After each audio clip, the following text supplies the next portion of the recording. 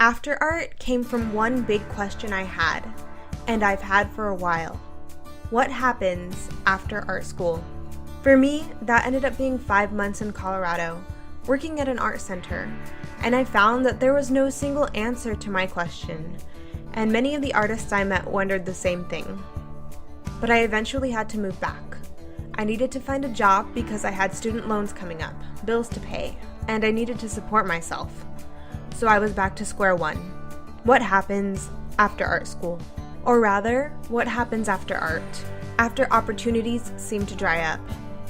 After life gets in the way and everything starts to feel like an endless list of chores and bills and shifting priorities away from the one thing that you love to do most: make art.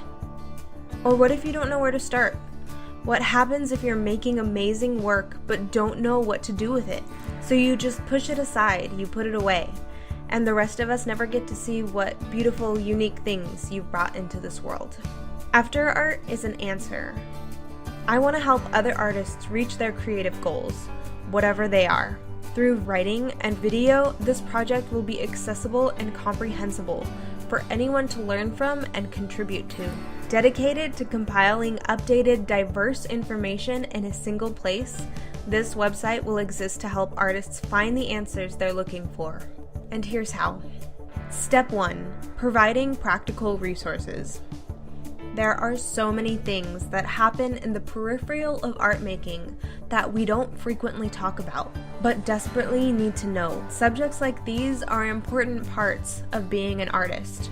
And while I'm excited to share what I've learned on my own, I don't know everything, which leads me to step 2, talking to creative professionals.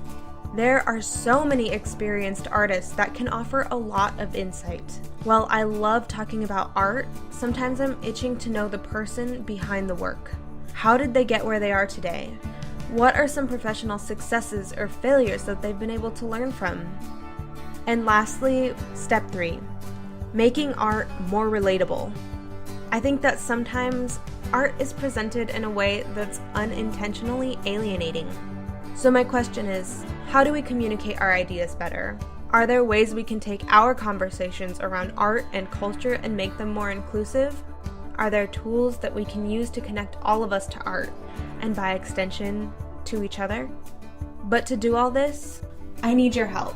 I need your participation to turn this project into a community. I know that together we can make a valuable, accessible resource for artists, regardless of their background, their level of education, or their skill set. So please ask me questions, propose ideas, and give me feedback. To learn more about AFTRART and ways that you can get involved, you can explore the website aftrart.com.